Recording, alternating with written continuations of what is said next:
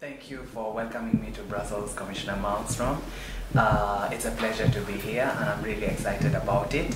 I gathered up a few questions for you to hopefully answer in the hopes of shedding light in this deep debated, rooted issue of migration.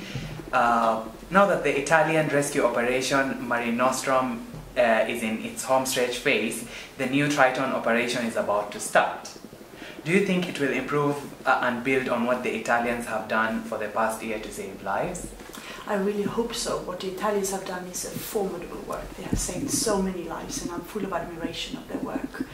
What we are trying to do now cannot fully replace it. We don't have the means to have such a huge operation. It would be a smaller, more limited operation, but it's also a very strong demonstration of solidarity, because I think all countries of the European Union are contributing, either with staff or helicopters or boats or money. So it is a true European operation, and I hope this can be a breakthrough on how we should work with these issues. But it will be more limited than Mare Nostrum, so it's not replacing it, it's something else following it. Okay. But of course its mission is also to save life. Thank you.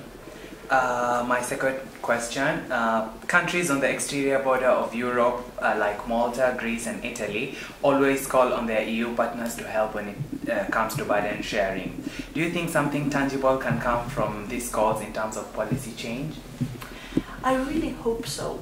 There are no means for us to force member states to share the responsibility, but it is very uneven today. You mentioned 3 countries of the Mediterranean, and if you look north, those who take the most asylum seekers, Sweden, Germany, France and the UK, and then you have Italy and others. But we are 28 countries in the European Union, and roughly 7 or 8 take everybody.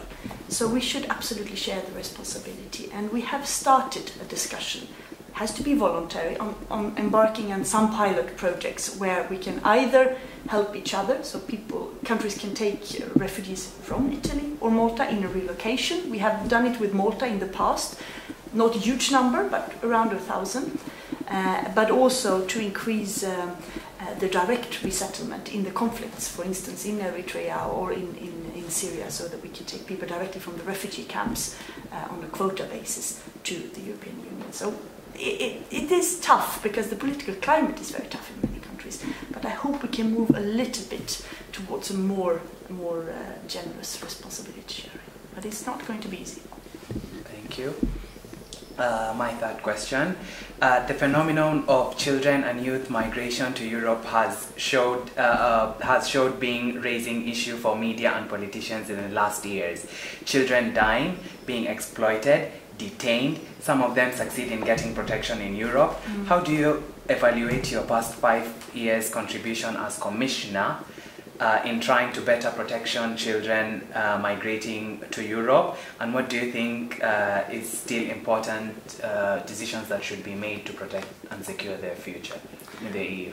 Well, every child that is mistreated is of course a failure, but this has been one of my priorities during these almost 5 years, to try to make the protection of children a red line in almost all of my work. In migration we have reinforced the legislation to protect children when it comes to the asylum system, that all children that are unaccompanied should have a guardian to speak for them and to help them. We have special provisions to protect children in the whole process when they arrive.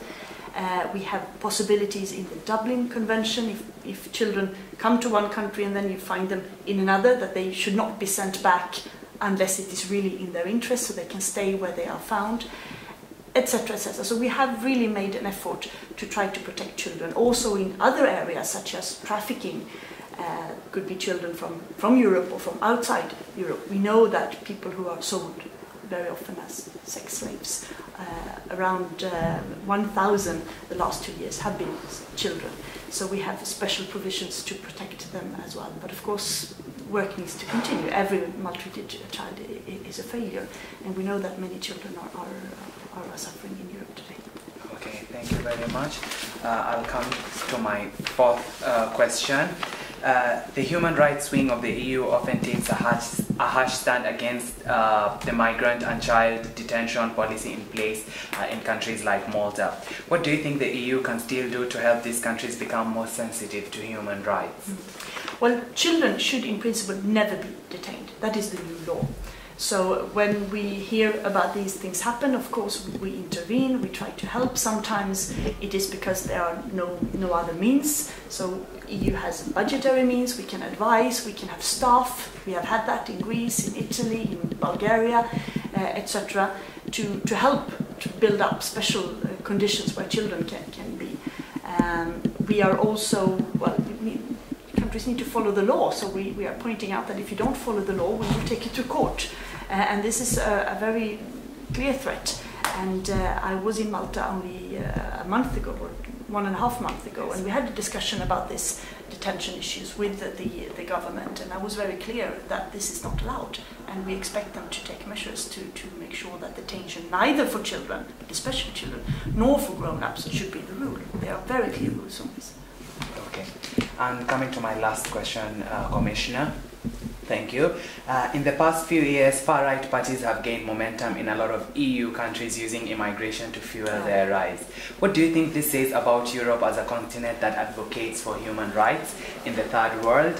And how does this affect its international obligations like the Geneva Convention? Well, it's a disgrace, of course, but we have seen this in so many countries now, that there are extreme parties, xenophobic parties, populist parties, who use migration as in their rhetoric in a very nasty way.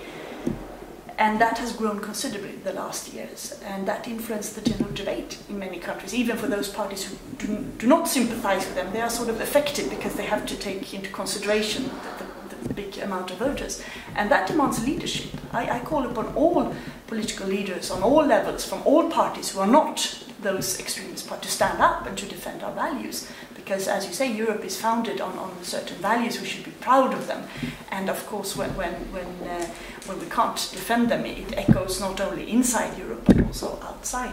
So it's a huge task that all of us have. Journalists, people like you who have access to an audience, politicians, everybody who has a microphone somewhere, but also in relations with your neighbors, with your friend, to stand up and to talk against these stereotypes, because this is very, very dangerous, and it's threatening the very fabric, social fabric of our society. So we must fight that. Okay, thank you very much.